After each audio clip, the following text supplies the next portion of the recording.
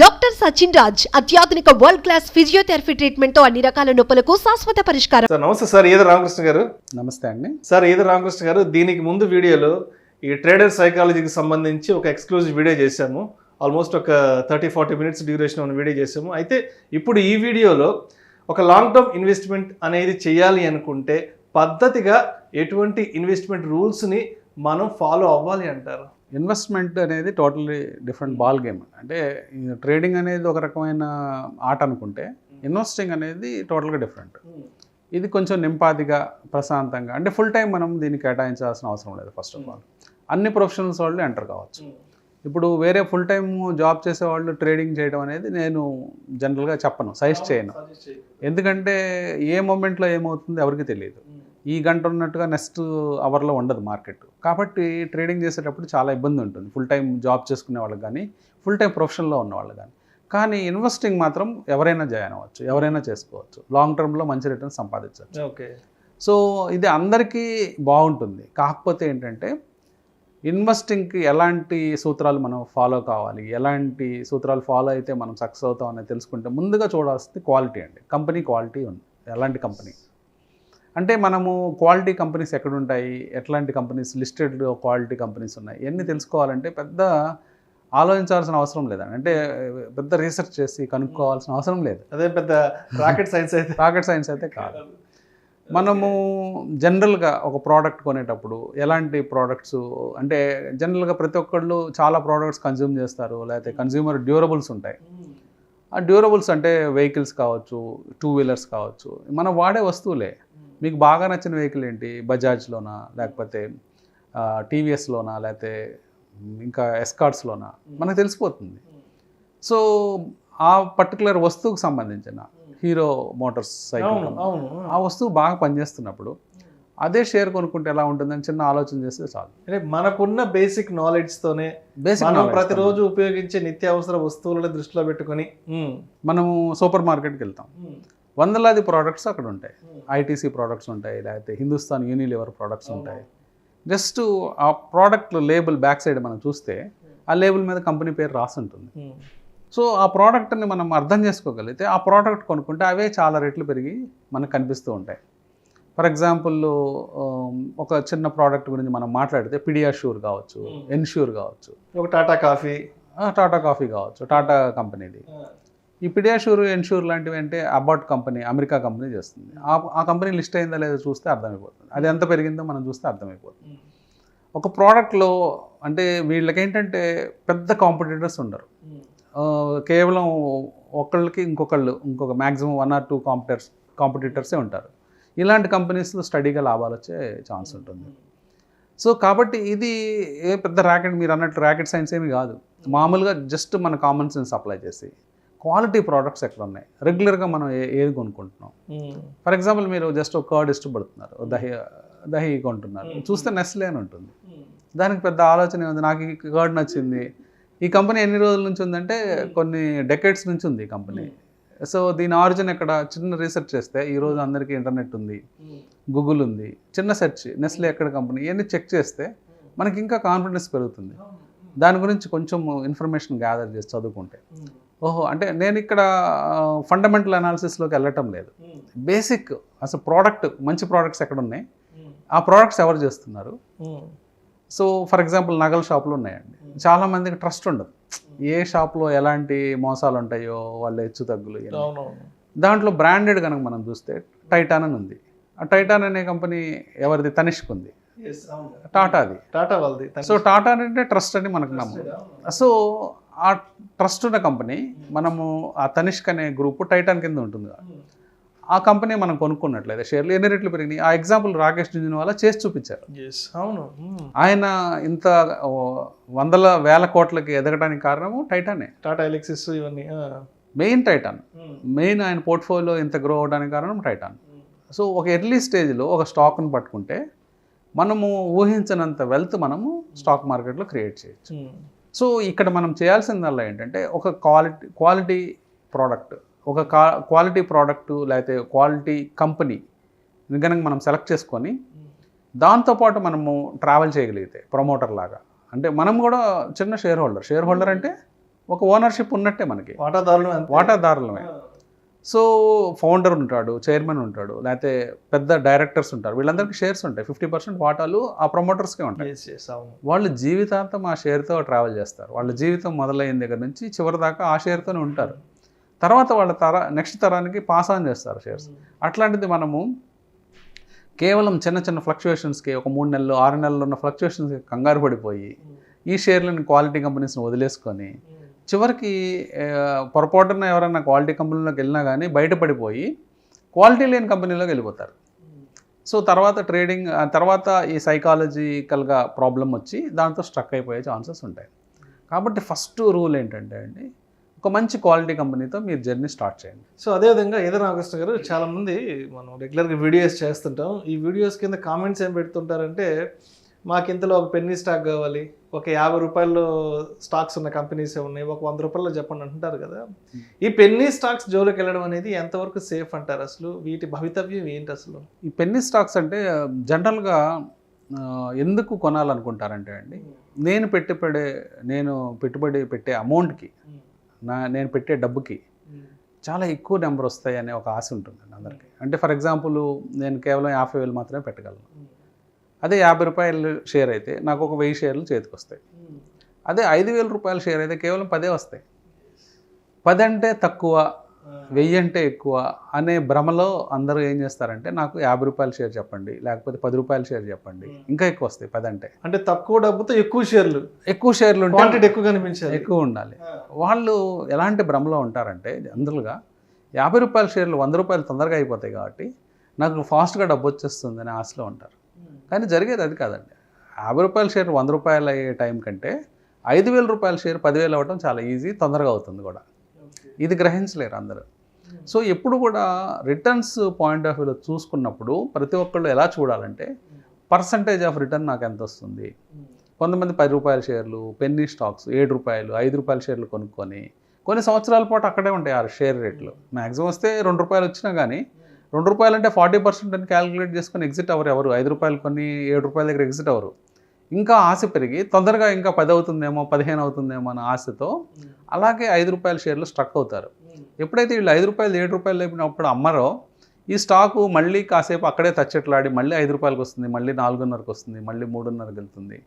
ఇట్లా వాళ్ళని, అలా ఇన్వెస్టర్స్ని బాగా విసిగించి అది అక్కడే ఉండిపోతుంది చాలా సంవత్సరాల పాటు.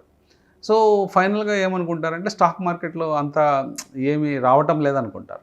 సో మీరు ఎప్పుడు కూడా అట్లా రిటర్న్స్ క్యాలిక్యులేట్ చేయొద్దండి. క్యాలిక్యులేషన్ పర్సంటేజ్ టర్మ్స్లో క్యాలిక్యులేట్ చేయండి. 5 రూపాయలు షేర్ 7 రూపాయలు అవటము అంటే 40% రిటర్న్ మనకి వచ్చినట్లే.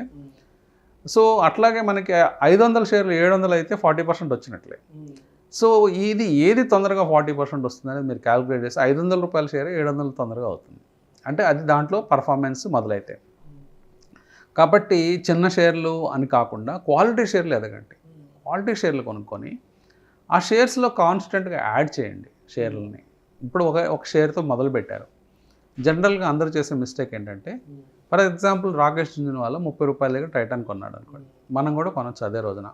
మనకు కూడా అవకాశం ఉంది. అతనికి ఎంత అవకాశం ఉందో ప్రతి ఒక్క కామన్ ఇన్వెస్టర్కి అదే అవకాశం ఉంది. అతను 1,00,000 షేర్లు కొనగానే మార్కెట్ ఏమీ ఎవాపరేట్ అవ్వదు, మార్కెట్ ఏమీ ఇంకా అమ్మకానికి సిద్ధంగా ఉండకపోదు. ఎప్పుడూ అమ్మకానికి సిద్ధంగానే ఉంటుంది. ప్రతి మొమెంట్లో బయ్యర్ ఉంటాడు, సెల్లర్ ఉంటాడు. సో మనం కూడా కొన్నాం అనుకోండి, జనరల్గా ఒక కామన్ ఇన్వెస్టర్ కొంటే జరిగే విషయం ఏంటంటే, ఒక ఆలోచన పరుడు అంటే ఒక స్థిరమైన ఇన్వెస్టర్ ఏం చేస్తారంటే దాన్ని ఇంకా యాడ్ చేస్తారు. ఎట్లా యాడ్ చేస్తారంటే, వాళ్ళు 50 రూపాయలు అయినప్పుడు యాడ్ చేస్తారు, 100 అయినప్పుడు యాడ్ చేస్తారు, 150 అయినప్పుడు యాడ్ చేస్తారు, 200 అయినప్పుడు యాడ్ చేస్తారు, ఆ షేర్ 2000 అయినా యాడ్ చేస్తారు. షేర్ని యాడ్ చేసుకుంటూనే వెళ్తారు.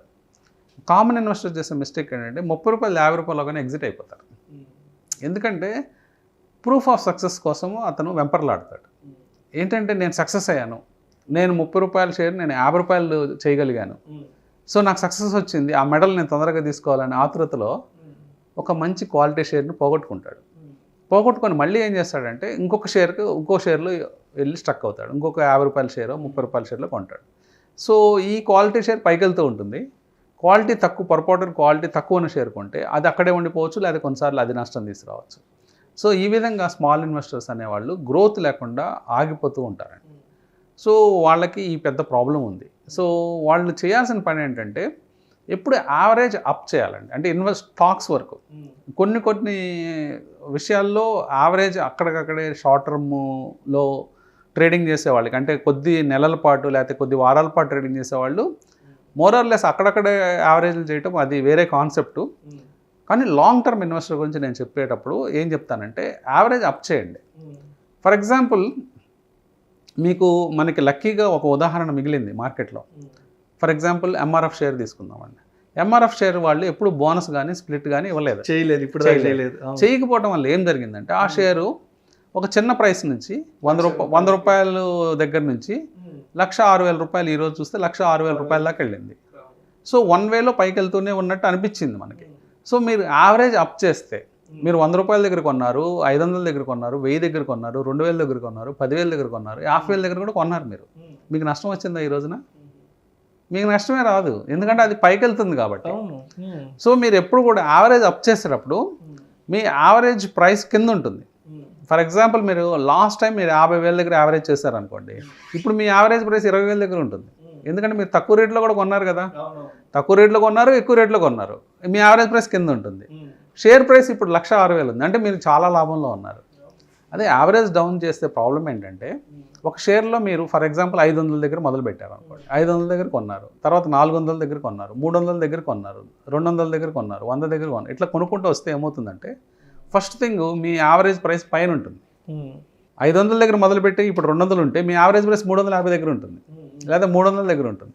మీరేమనుకుంటారు, ఇప్పుడు 200 నుంచి 100 పెరిగితే నేను అసలు వచ్చేస్తుంది కదా అనుకుంటారు. ఈ భ్రమలో చాలా సంవత్సరాలు వృధాగా నష్టపోతారు. మీరు నష్టపోయి ఫైనల్గా ఇది ఇంకా కిందకి పోతూ ఉంటుంది. 200 100 అవుతుంది, 100 50 అవుతుంది, అలా కిందకి పోతూ ఉంటే మీ నష్టం పెరుగుతూ ఉంటుంది. ఒక విషయం ఏంటంటే మీకు నష్టం పెరగటమే కాకుండా చాలా సంవత్సరాలు వృధాగా పోతాయి. సో ఇదొక పెద్ద డ్రాబ్యాక్ అనమాట. ఇప్పుడు షేర్లు అన్నీ ఫ్లక్చువేట్ అవుతాయండి. అంటే జనరల్గా అది కామన్ కాన్సెప్ట్ మార్కెట్లో. ప్రతి షేరు పైకి కిందకి వాలటైల్గా తిరుగుతూ ఉంటుంది, ఫ్లక్చువేట్ అవుతూ ఉంటుంది. పెన్నీ స్టాక్స్ కూడా అలాగే ఫ్లక్చువేట్ అవుతాయి. అందరూ ఏమంటారంటే హెచ్డిఎఫ్సి షేర్లు పడ్డవా, ఇన్ఫోసిస్ పడట్లేదా 20%, లేకపోతే దివి ల్యాబ్ పట్టలేదా, లేదా డాక్టర్ రెడ్డి ల్యాబ్ పట్టలేదా అంటారు. పడుతున్నాయి, కానీ లాంగ్ టర్మ్లో ఎలా ఉన్నాయి, అవి పెరుగుతున్నాయి. కానీ అది మనకెందుకు అర్థం కావటం లేదంటే వాళ్ళు స్ప్లిట్లు బోనస్లు ఇచ్చేస్తాము కారణం చేత. వాళ్ళు ఆ షేర్లలో స్ప్లిట్లు బోనస్లు ఇవ్వటం వల్ల ఆ షేర్లు కాన్స్టెంట్గా పైకి ఎదిగాయని మనకు అర్థం కావటం లేదు. మనం ఏమనుకుంటున్నాం, అక్కడక్కడే ఉన్నాయి అనుకుంటున్నాం. చాలా సంవత్సరాల గ్రాఫులు చూసినా అక్కడక్కడే ఉన్నాయి అనుకుంటున్నాం, కానీ ఆ షేర్లు బోనస్లు స్ప్లిట్లు ఇవ్వడం వల్ల మనకు ఆ కాన్సెప్ట్ అర్థం కావట్లేదు. మీకు ఈ కాన్సెప్ట్ స్టడీగా అర్థం కావాలంటే ఎంఆర్ఎఫ్ షేర్ పెట్టుకొని యావరేజ్ అప్ చేస్తే ఏం జరిగిందని చూసుకోండి. ఇదే విషయం మీరు హెచ్డిఎఫ్సిలో కానీ, హెచ్డిఎఫ్సి బ్యాంక్ కానీ, ఐసిఐసిఐ బ్యాంక్, ఏ షేర్లో అయినా, క్వాలిటీ కంపెనీ, ఐటీసీ కావచ్చు, ఈ కంపెనీస్లో మీరు యావరేజ్ అప్ చేసుకుంటే ఈరోజు మీకు చాలా డబ్బు సమకూరేది గత 20 సంవత్సరాల్లో మీరు ఇన్వెస్ట్మెంట్ చేసినట్లయితే. సో ఈ కాన్సెప్ట్ని మీరు ఎంత బాగా అర్థం చేసుకోగలిగితే అంత మీరు ఒడ్డున పడే అవకాశం ఉంటుంది స్టాక్ మార్కెట్లో. సో నాకు కొంతమంది ఫ్రెండ్స్ అప్పుడప్పుడు కాల్ చేస్తుంటారు, విష్ణు ఒక 50,000 రూపాయలు తీసుకెళ్ళి సో స్టాక్లో పెట్టాము, ఇప్పుడు ఆ 50,000 10,000 అయింది, ఏం చేయమంటావు అంటుంటారు. సో ఉన్న అమౌంట్ని తీసుకెళ్ళి ఒకటే స్టాక్లో పెట్టడం అనేది ఎంతవరకు కరెక్ట్ అంటారు అసలు ఇది? సో ఇక్కడ పోర్ట్ఫోలియో డైవర్సిఫికేషన్ అనేది ఏ విధంగా చేసుకోవాలి కరెక్ట్గా? పోర్ట్ఫోలియో డైవర్సిఫికేషన్ అనేది ఒక ఇంపార్టెంట్ కాన్సెప్టేనండి. ఎందుకంటే అది మీరు కొత్తగా స్టాక్ మార్కెట్లోకి ఎంటర్ అయ్యారండి. మీకు ఎంటర్ అయినప్పుడు మనం కొన్ని కాన్సెప్ట్స్ ఇప్పుడు డిస్కస్ చేసాం. యావరేజ్ అప్ చేయమన్నా అనుకున్నాం, తర్వాత రకరకాల ప్రైసెస్లో కొనమన్నాం. ప్రతి ప్రైస్ పైనే ఉండాలి, ఇదన్నీ చెప్పుకున్నాం. క్వాలిటీ కంపెనీ కొనమన్నాం. కానీ పూర్తిగా మీకు ఇంకా స్టాక్ మార్కెట్స్ గురించి అవగాహన రాదు. కేవలం మొదటి సంవత్సరం, 2వ సంవత్సరం, మొదటి 3-4 సంవత్సరాలు పెద్దగా అవగాహన రాదు. ఏదో తెలుస్తూ ఉంటాయి కొన్ని పాయింట్స్. స్టిల్ మీరు ఒక లెర్నింగ్ ప్రాసెస్లోనే ఉంటారు. నిజంగా మాట్లాడాలంటే మీరు 40 ఏళ్ళున్న లెర్నింగ్ ప్రాసెస్లోనే ఉంటారు స్టాక్ మార్కెట్లో. సో మీకు పూర్తిగా అవగాహన అనేది చాలా సంవత్సరాల తర్వాతగా రాదు. అంటే మీరు స్టడీగా మంచి కమాండ్ రావాలంటే మార్కెట్ మీద కనీసం ఒక 10-15 సంవత్సరాలు మార్కెట్లో ఉండాలి, ఇన్వెస్టింగ్ అయినా కానీ. సో మీరు ఒకే స్టాక్లో పెట్టడం అనేది, అంటే మీ కెరీర్ బిగినింగ్లో లేకపోతే ఇన్వెస్టింగ్ జర్నీలో బిగినింగ్లో ఒకే స్టాక్లో పెట్టడం అనేది చాలా రిస్కీ ప్రపోజిషన్ అవుతుంది. అందుకని మీరు ఏం చేయాలంటే మొదటగా ఒక 20 స్టాక్స్లో పెట్టుకోండి డైవర్సిఫికేషన్. కనీసం ఒక 20 షేర్లలో మీ ఫండ్ని చేసుకోండి. తర్వాత ఏం చేస్తారంటే మీకు ఒక్కొక్క సంవత్సరం అనుభవం పెరిగే కొద్దీ ఒక్కొక్క అంకెని తగ్గించండి. అంటే మీరు 2 సంవత్సరాల అనుభవం వచ్చింది, 18 షేర్లలో ఉండండి. 5 సంవత్సరాల అనుభవం వచ్చింది, 15 షేర్లలో ఉండండి. 10 సంవత్సరాల అనుభవం వచ్చింది, 10 షేర్లలో ఉండండి. మీకు 20 ఏళ్ళ అనుభవం ఉంది, మీకు అవసరం లేదు 1-2 షేర్లు చాలు. ఎందుకంటే మీ నాలెడ్జ్తో మీరు కొడతారు, కరెక్ట్ స్టాక్ అని మీరు ఐడెంటిఫై చేయగలుగుతారు. అదే మీరు మొదటి సంవత్సరం ఇది పని చేస్తే మీరు ఇరుక్కుపోయే అవకాశం ఉంది, మీరు డబ్బులు పోగొట్టుకునే అవకాశం ఉంది. కాబట్టి ఒక నెంబర్ 20 పెట్టుకోండి. సో ఒక 20 ఇయర్స్ ఎక్స్పీరియన్స్ వచ్చిన తర్వాత 2-3 షేర్లు చాలు. 2-3 షేర్లతోనే పెద్ద అమౌంట్స్ మనం కొట్టే ఛాన్స్ ఉంటుంది. మీరు ఎక్స్పీరియన్స్ మీకే తెలుస్తుంది, మీ అనుభవం చెప్తుంది. సో మీరు అడగచ్చు, సో ఒక సంవత్సరం దాటిపోయింది 20 షేర్లు పెట్టాం, ఏ షేర్ తీసేయాలండి అని.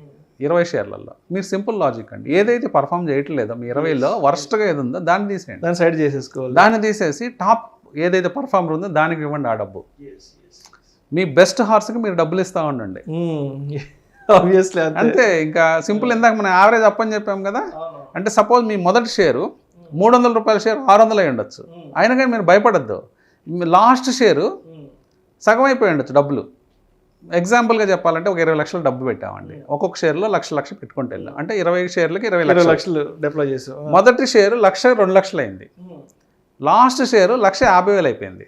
50,000 తీసేయండి, నో ప్రాబ్లం, తీసేసి 50,000 దీనికి ఇవ్వండి. ఎగ్జాక్ట్లీ అవును. అదే రూల్ ప్రతి సంవత్సరం ఫాలో కాండి. అదే ఇంకా ఏమన్నా మార్పులు చేర్పులు చేస్తే చేసుకోండి, షేర్లు మార్చుకోండి. సో ఏదైతే బెస్ట్ పర్ఫార్మర్స్ ఉంటాయో ఆ షేర్లకు మీరు డబ్బులు ఇచ్చుకుంటూ పోతే అవి బాగా మీకు ఇంకా వెల్త్ క్రియేట్ చేసే అవకాశం ఉంటుంది. ఇది ఒకటి ఫాలో కావాల్సిన విషయం అండి. తర్వాత చాలామంది చేసే తప్పు ఏంటంటే, ఈ డైవర్సిఫికేషన్ మంచిదని మనం టెక్స్ట్ బుక్స్లో చదువుతాము, మ్యూచువల్ ఫండ్స్ మేనేజర్స్ చెప్తారు, వాళ్ళు కూడా 70-80 షేర్లలో పెట్టుబడి పెడతారు వాళ్ళ పోర్ట్ఫోలియో. వాళ్ళు కరెక్టే, ఎందుకంటే వాళ్ళకి కొన్ని రూల్స్ ఉంటాయండి. అంటే వాళ్ళ అసెట్ మేనేజ్మెంట్లో వాళ్ళు 100,000 కోట్లు మేనేజ్ చేస్తారు. అవునవును. 100 కోట్లు మేనేజ్ చేసేటప్పుడు, 1000 కోట్లు మేనేజ్ చేసేటప్పుడు కేవలం మనలాగా 20 షేర్లలో పెడితే వాళ్ళకి కష్టం అవుతుంది, అంత షేర్లు దొరకడం కూడా కష్టం అవుతుంది.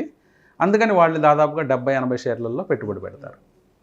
వాళ్ళు కొన్ని రూల్స్ ఉంటాయి, ఏ షేర్ కూడా 2.5% ఆఫ్ ద ఫండ్ వాల్యూ కంటే ఎక్కువ ఉండకూడదని ఇట్లా కొన్ని రూల్స్ పెట్టుకుంటారు. ఈ రూల్స్ వల్ల కూడా చాలా షేర్లు వాళ్ళు కొనాల్సి వస్తుంది. అలాగే వాళ్ళు కూడా చాలా డైవర్సిఫై చేసుకోమని చెప్తారు. కానీ ఈ రూలు మనం ఫాలో అయితే పప్పులో కాలేసినట్టే. ఎందుకంటే చాలామంది ఇన్వెస్టర్స్ ఏం చేస్తారంటే ఒక 40 షేర్లు 50 షేర్లు కొంతమంది 100 షేర్లు కూడా ఇన్వెస్ట్ చేస్తారు. ఇన్వెస్ట్ చేసిన వాళ్ళకి ఏమవుతుందంటే వాళ్ళకి రేట్ ఆఫ్ రిటర్న్ రాదండి. రిటర్న్ రాకపోగా వాళ్ళకి నష్టాలే వస్తాయి. ఎలా చెప్పమంటారా, మీరు కొన్న 50-60 షేర్లలో కేవలం బుల్ మార్కెట్లో 10-15 పర్ఫామ్ చేస్తాయి, ఒక మిగతా 40 షేర్లు పర్ఫామ్ చెయ్యవు. అప్పుడు మీరు ఏమనుకుంటారంటే మీకు బుల్ మార్కెట్ ఎండ్ అవుతున్నా కానీ మీకు అర్థం కాదు.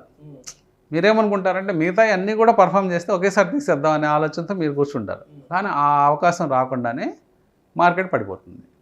సో అప్పుడు పెరిగిన షేర్లు కూడా కొంచెం తగ్గుతాయి, పెరగని షేర్లు అలాగే ఉంటాయి, మీ పోర్ట్ఫోలియో మళ్ళీ డౌన్ అయినట్టు ఉంటుంది. మళ్ళీ నెక్స్ట్ బుల్ మార్కెట్ కోసం మీరు వెయిట్ చేస్తూ ఉంటారు. ఈ ప్రాసెస్లో ఏంటంటే టూ మచ్ డైవర్సిఫికేషన్ అనేది వద్దు.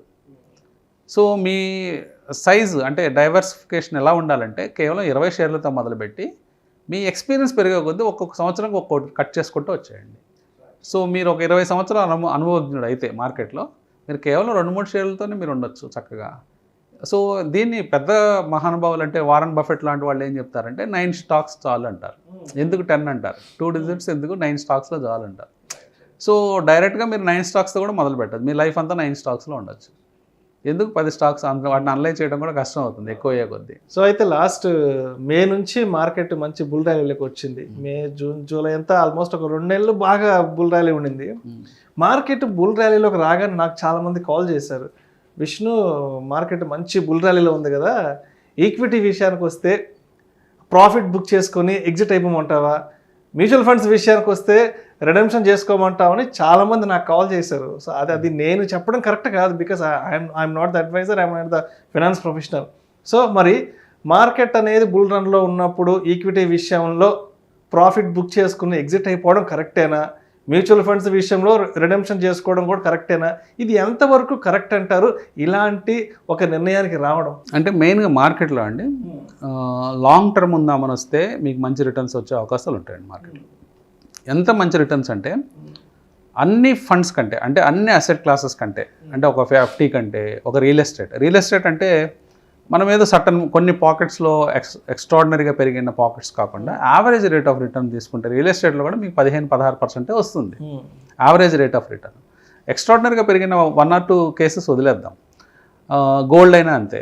గోల్డ్ అయితే మీకు ఒక 10%, 8% యాన్యువల్ రేట్ ఆఫ్ రిటర్న్ వస్తుంది. కానీ స్టాక్ మార్కెట్లో విషయానికి వస్తే మీరు లాంగ్ టర్మ్ ఉండే కొద్దీ మీ రేట్ ఆఫ్ రిటర్న్ అనేది 16, 17, 18, 19% దాకా వెళ్ళిపోతుంది లాంగ్ టర్మ్ యావరేజ్.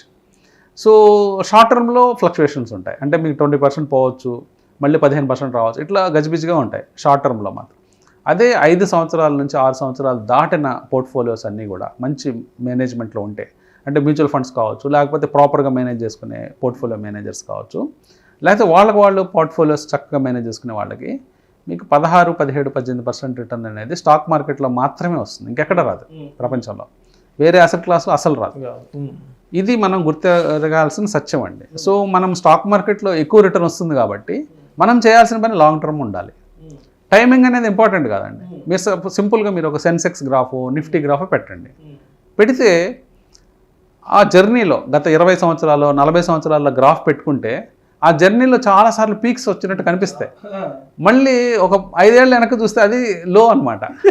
గతంలో వచ్చిన పీక్ ఇప్పుడు లో అది. సో మార్కెట్స్ ఎన్నో ఒడిదుడుకుల మధ్య, ఎన్నో ఈవెంట్స్ మధ్య, అంటే అది ఈ టైం జర్నీలో 40 years చేసుకుంటూ ముందుకు వస్తూ ఉంటుంది. ఎన్నో జరుగుతాయండి. వార్స్ జరుగుతాయి, సునామీలు వస్తాయి, గ్లోబల్ గా పాండమిక్ వార్తలు ఇట్లాంటివి వస్తాయి, పాండమిక్స్ వస్తాయి. మనం పాండమిక్ కూడా చూసాం, కరోనా లాంటి 2 ఏళ్ళు చూసాం. ఎన్ని వచ్చినా కానీ గతంలో వచ్చిన హైని దాటుకుంటూ ముందుకెళ్తానే ఉంది మార్కెట్, అంటే గ్రో అవుతూనే ఉంది. ఆ విషయాన్ని మనం గుర్తెరిగితే మనం ఎప్పుడు మార్కెట్ని టైం చేయం. టైం ఇందాక మీరు చెప్పిన పాయింట్ టైం చేయడం అనమాట. అంటే నేను కరెక్ట్ టైంలో ఎగ్జిట్ అయిపోయి మళ్ళీ లోలో ఎంటర్ అవుతా, అలాంటి కాన్సెప్ట్ ఎవరు చేయలేరండి మార్కెట్లో. అంటే మార్కెట్ 66,000కి వచ్చింది, 67,000కి వచ్చింది, ఎగ్జిట్ అయిపోమంటావా ప్రాఫిట్ బుక్ చేసుకొని. నిఫ్టీ 19,500కి వచ్చింది, 19,600కి వచ్చేసింది, వెనక్కి వెళ్ళిపోమంటారు. అంటే ఎట్లా ఉంటుందంటే మార్కెట్ రెడ్లో ఉన్నప్పుడు పెద్దగా ఎవరు రియాక్ట్ కాలేదు. ఈ మధ్య మార్కెట్ ఒక్కసారి గ్రీన్లోకి రాగానే రకరకాల ఆలోచనలు వచ్చేసాయి. సింపుల్ లాజిక్ అండి. ఇప్పుడు కరోనా టైంలో సీరియస్గా క్రాష్ అయింది. ఎప్పుడైతే లాక్డౌన్స్ అనౌన్స్మెంట్స్ వచ్చాయో మన కంట్రీలో మార్కెట్స్ సీరియస్గా పడిపోయినాయి. పడిపోయినప్పుడు ఒక దశలో దాదాపుగా 12,000 ఉండే మార్కెట్ 7,500కి వచ్చింది. ఎంతమంది ఇన్వెస్ట్ చేశారో చెప్పండి 7,500 దగ్గర? మీ ఫ్రెండ్సే. ఎవరు చేయరు, ఎందుకంటే లోయెస్ట్ పాయింట్ కదా ఆ టైంకి. అది ఆ టైంలో లోయెస్ట్ పాయింట్. ఇప్పుడు అక్కడ నుంచి ఇన్వెస్ట్ చేస్తే ఇప్పుడు 20,000కి వచ్చింది. ఎంత పెరిగిందండి మార్కెట్? ఆల్మోస్ట్ 150% మనకి గ్రోత్ వచ్చింది. ఎవరైనా నేను 7,500 దగ్గర నేను మొత్తం డబ్బులు 1 కోటి రూపాయలు పెట్టాను, లేకపోతే నా వెల్త్లో ఒక 20% పెట్టానని చెప్పేవాళ్ళు ఎవరు లేరు మార్కెట్లో. ఎందుకంటే ఎవరికి తెలియదు అది లో పాయింట్ అని. అప్పుడు ఎలా ఉంటుందంటే మన ఫియరు, మార్కెట్ ఇంకా 3,000కి వెళ్తుంది, 2,000కి వెళ్తుంది, 1000కి వెళ్తుంది అని అంటే భయాలు ఉంటాయి మనకి మనసులో. ఆ భయాలతో మనం ఇన్వెస్ట్ చేయలేం. మనకి ఎప్పుడు ధైర్యం వస్తుందంటే మార్కెట్ చిన్నగా కోలుకొని 7,500 నుంచి 12,000, 11,000కి వచ్చినప్పుడు ధైర్యం వస్తుంది. అప్పుడు కూడా డౌట్ఫుల్గానే ఉంటాం. మన డౌట్స్ అన్ని క్లియర్ అయ్యేటప్పుడు అది 14,000కి వెళ్ళిపోయి ఉంటుంది. సో ధైర్యం చేసుకొని ఇన్వెస్ట్ చేస్తాం. అట్లాగే జరుగుతుంది. కానీ ఎప్పుడు కూడా కరెక్ట్గా లో పాయింట్ ఇది హై పాయింట్ అనేది ఎవరు చెప్పలేరండి, ఎవరికి తెలియదు కూడా. పొరపాటున ఎవరైనా కోఇన్సిడెంట్స్గా చేస్తే చేయొచ్చు. 1-2 అకరెన్సెస్ ప్రతి ఒక్కటికి జరగచ్చు. నేను సపోజ్ ఒక 20 years స్టాక్ మార్కెట్లో ఉన్న 25 years ఉన్నానంటే ఎప్పుడైనా 1-2 అకరెన్సెస్లో నేను ఎగ్జాక్ట్గా మ్యాచ్ చేసి ఉండొచ్చు. అది నాకు తెలియక చేసింది మ్యాచ్ కూడా. తెలిసి ఎవరికి టైమింగ్ చేయడం అనేది రాదండి. అది చాలా కష్టం. ఎవరు కనిపెట్టలేరు ఇది లో పాయింట్ లేకపోతే ఇది హై పాయింట్ అనేది. ఏ మూమెంటు మార్కెట్లో అర్థం కాదు. ఫ్యూచర్ అనేది ఎవరికి తెలియదు.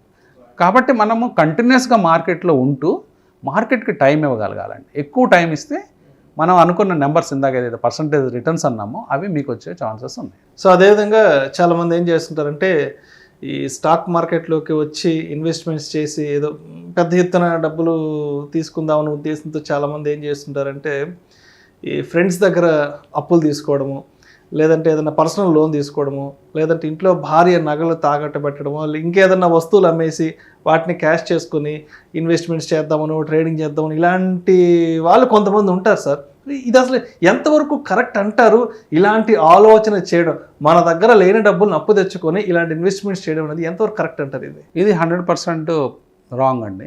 ఎందుకంటే మనం షార్ట్ టర్మ్ ఫండ్స్ తెచ్చిన, అంటే మీరు అన్నట్లు అంటే ఒక 6 నెలల్లో ఉన్న అవసరానికి సంబంధించిన డబ్బుని తీసుకొచ్చిన, లేదా ఏదైనా అప్పు తీసుకొచ్చి చేసిన, మనం క్లియర్ చేయొచ్చులే అప్పు అని స్టాక్ మార్కెట్లో తీసుకొచ్చిన, అది రిటర్న్ ఇవ్వదండి. ఎందుకంటే ఒకటి ప్రెషర్ ఏంటంటే ఇంట్రెస్ట్ ప్రెషర్ ఒకటి ఉంటుంది, ఇంట్రెస్ట్ పే చేయాలని. సెకండ్ థింగ్ ఏంటంటే మార్కెట్స్ ఎప్పుడు ఎలా ఉంటే తెలియదు. కొన్నిసార్లు సంవత్సరాల తరబడి స్తబ్దుగా ఉంటాయి, రిటర్న్స్ ఇవ్వవు, మీకు ఏమి రిటర్న్స్ ఇవ్వవు. సో మీరు కాన్స్టెంట్గా సపోజ్ ఒక 18% కట్టాలో ఎంత ఉంటుంది రిటర్న్, మనం అంత ఈవెన్ మనం ఈరోజు పర్సనల్ లోన్ తీసుకున్నా బయట బ్యాంక్స్ నుంచి 18% ఛార్జ్ చేస్తున్నాయి. So 18% rate of return market మనం ఏమనుకున్నాము లాంగ్ టర్మ్ ఉండే వాళ్ళకి వస్తుంది అంటున్నాం. లాంగ్ టర్మ్ ఉన్న వాళ్ళకి 18% వస్తుంది. అది లాంగ్ టర్మ్ అంటే ఏంటి, 5 సంవత్సరాలు 6 సంవత్సరాలు పైబడి ఉన్న వాళ్ళకి అది యావరేజ్ రిటర్న్, ఎవ్రీ ఇయర్ ఆ యావరేజ్ వస్తుంది. కానీ మనం షార్ట్ టర్మ్ కోసం 2 ఏళ్ళు ఒక 1 ఇయర్ 2 ఇయర్స్ 3 ఇయర్స్ తెచ్చామనుకోండి, ఆ 3 ఏళ్ళు ఫ్లాట్గా ఉంటే పరిస్థితి ఏంటి చెప్పండి. అంతే కదా. ఈవెన్ మీ షేర్లు పడలేదు అనుకుందాం, ఫ్లాట్గా ఉన్నప్పుడు పడిపోతాయి షేర్లు, మనం పడలేదు అనుకున్నా కానీ మీకు 60% వడ్డీ నష్టం కదా, అది మన పాకెట్లోంచి కట్టాల్సి వస్తుంది. కాబట్టి ఎట్టి పరిస్థితుల్లోనూ ఇలాంటి అవకాశం మనం ఇవ్వకూడదు మార్కెట్కి. మార్కెట్లో మన ఓన్ మనీ, మన own personal money, long term money ఉంటే అది మనకి రిటర్న్ ఇచ్చే అవకాశం ఉంటుంది. కానీ షార్ట్ టర్మ్ మనీ ఎట్టి పరిస్థితుల్లో మనకు లాభం ఇచ్చే అవకాశం ఎప్పుడో జనరల్గా ఏదో అంటే కుదురుతుంది, అంటే అవకాశం అంటే సడన్గా అప్పుడే మార్కెట్స్ పెరగడం, వాళ్ళు తెచ్చిన 6 నెలలే పెరగడం, ఇది ఎప్పుడో రేర్గా జరుగుతుంది కానీ కంటిన్యూస్గా అయితే జరగదు. సో ఈద రామకృష్ణ గారు ఇప్పుడు ఒక 5 ఇయర్స్, ఓ 10 ఇయర్స్, 15 ఇయర్స్ ఒక లాంగ్ టెన్యూర్ని దృష్టిలో పెట్టుకొని ఇన్వెస్ట్మెంట్ చేద్దాము అనుకున్న వాళ్ళకి లార్జ్ క్యాప్ స్టాక్స్ మంచిదంటారా, మిడ్ మంచిదంటారా, లేదంటే స్మాల్ క్యాప్ మంచిదంటారా? సో ఏది బెస్ట్ అనేది ఎట్లా మనం ఐడెంటిఫై చేసుకోవాలి? జనరల్గా ఈ లాంగ్ బ్లూ చిప్స్ కానీ క్వాలిటీ కంపెనీస్ కానీ ఫస్ట్ అంటే కొత్తగా జర్నీ స్టార్ట్ చేసేవాళ్ళు, స్టాక్ మార్కెట్లో ఇన్వెస్టింగ్ జర్నీ స్టార్ట్ చేసిన వాళ్ళు ఫస్ట్ బ్లూ చిప్స్కి లార్జ్ క్యాప్స్కి స్టిక్ ఆన్ అవటం బెటర్ అండి. At the same time return వైజ్గా మీరు అడిగినట్లు చూస్తే ఎక్కువ రిటర్న్స్ అనేవి స్మాల్ క్యాప్స్లో వస్తాయి, తర్వాత మిడ్ క్యాప్స్లో వస్తాయి, లార్జ్ క్యాప్స్లో వస్తాయి, తర్వాత థర్డ్ కేటగిరీ లార్జ్ క్యాప్స్లో వస్తాయి. లార్జ్ క్యాప్తో ఉన్న అడ్వాంటేజ్ ఏంటంటే అవి పడినప్పుడు తక్కువ పడతాయి, అంటే మీకు రిస్క్ తక్కువ, రివార్డు తక్కువ. స్మాల్ క్యాప్తో వచ్చిన గొడవ ఏంటంటే రిస్క్ ఎక్కువ, రివార్డు కూడా ఎక్కువ.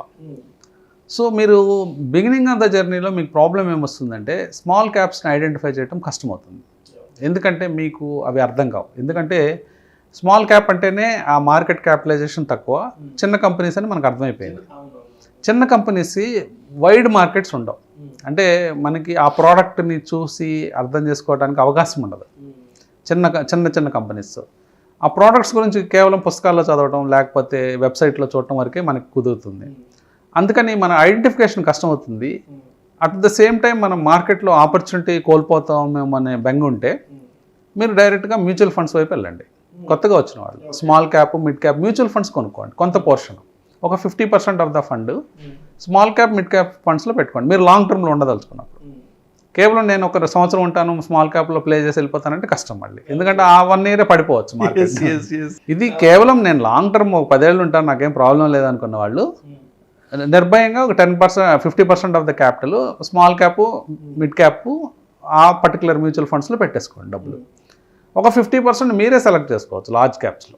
సో ఏ కంపెనీస్ లార్జ్ క్యాప్స్లో బాగా పర్ఫామ్ చేస్తున్నాయో చూసుకొని ఆ కంపెనీస్లో మీరే పెట్టుబడులు పెట్టుకోవచ్చు. అంటే బజాజ్ ఫైనాన్స్లు ఉంటాయి, తర్వాత ఇన్ఫోసిస్లు, ఫార్మాలో డాక్టర్ రెడ్డి ల్యాబ్, ఇట్లా లార్జ్ బిగ్ కంపెనీస్ నిఫ్టీ 50లో కంపెనీస్ ఉంటాయి. ఈ నిఫ్టీ 50 కంపెనీస్లో మీరే ఒక మంచి క్వాలిటీ కంపెనీస్ని ఒక 10 సెలెక్ట్ చేసుకొని ఆ 10 కంపెనీలని మిగతా 50% ఫండ్స్లో పెట్టుకోవచ్చు. అలా తర్వాత మీరు ఎక్స్పీరియన్స్ అయిన తర్వాత అది ఒకళ్ళు చెప్పే అవసరం లేదు, మీకే తెలిసిపోతుంది స్మాల్ క్యాప్లో ఏది పిక్ చేసుకోవాలి, లార్జ్ క్యాప్లో ఏది పిక్ చేసుకోవాలి. సో అప్పుడు మీరు ఆటోమేటిక్గా మీరు పిక్ చేసుకుంటారు ఒక 10 ఏళ్ళ ఎక్స్పీరియన్స్ తర్వాత. ఈ 10 ఏళ్ళ ఎక్స్పీరియన్స్ వచ్చేదాకా మార్కెట్లో మీరు చక్కగా mid cap, small cap mutual ఫండ్స్లో పెట్టుబడి పెట్టచ్చు. లేదు ఇంకా కొంతమంది మేము ఎక్కువ రీసెర్చ్ చేస్తామండి, మేము బాగా కష్టపడి ఐడెంటిఫై చేస్తామంటే మీకు మీరుగా ఐడెంటిఫై చేయొద్దు, మామూలుగా మీరు రీసెర్చ్ చేయాల్సిన అవసరం లేదు. Small cap, mid cap funds బాగా పర్ఫామ్ చేసే ఫండ్స్లో ఏ స్టాక్స్ ఉన్నాయో సెర్చ్ చేయండి. సో మీకు కొన్ని క్లూస్ దొరుకుతాయి. ఆ మ్యూచువల్ ఫండ్స్ ఏ స్టాక్స్ని హోల్డ్ చేస్తున్నాయి, ఒక స్మాల్ క్యాప్ ఫండ్ హోల్డ్ చేసే మ్యూచువల్ ఫండ్ ఉంది. సో వాటిల్లో ఏ స్టాక్స్ ఉన్నాయో మీరు చూడొచ్చు, చూసి వాటిల్లో మీరు ఎంటర్ కావచ్చు. ఇక్కడ ప్రాబ్లం ఏమొస్తుందంటే మనం చూస్ చేసుకున్న స్టాక్స్ పెరగకపోవచ్చు, ఎందుకంటే వాళ్ళకి ఆ ఫండ్లో 60 స్టాక్స్ ఉంటాయి. ఆన్ యావరేజ్ వాళ్ళు గ్రో అవుతూ ఉంటారు. మనం 1-2 సెలెక్ట్ చేసుకుంటే ఆ 2 పెరగకపోతే మనం మళ్ళీ డిసప్పాయింట్ అయ్యే అవకాశం ఉంటుంది. అందుకని జనరల్గా నేను ఇచ్చే సలహా ఏంటంటే కొత్తగా వచ్చే ఇన్వెస్టర్స్ అందరూ కూడా మ్యూచువల్ ఫండ్స్లో మిడ్ క్యాప్, స్మాల్ క్యాప్లో ఇన్వెస్ట్ చేసుకోండి. మీకు ఎక్స్పీరియన్స్ వచ్చిన తర్వాత కనీసం 10-15 ఇయర్స్ ఎక్స్పీరియన్స్ వచ్చిన తర్వాత అప్పుడు మీరు పిక్ చేయండి. సో అదేవిధంగా ఓవర్ హైప్డ్ స్టాక్స్ అంటాం కదా, సో వీటి విషయంలో మనం ఏ విధంగా వ్యవహరించాలంటారు? పబ్లిక్లో బాహాటంగా మాట్లాడే స్టాక్స్, పర్టికులర్గా బిలో 150 రూపీస్ ఉండే స్టాక్స్ ఎక్కువ పాపులర్ అవుతాయండి. అంటే జనరల్గా మనం చూడాల్సింది నెంబర్ ఆఫ్ షేర్స్ చూడరు పబ్లిక్. అంటే మార్కెట్ క్యాపిటలైజేషన్లో number of shares into price multiply చేస్తే మార్కెట్ క్యాప్ వస్తుంది.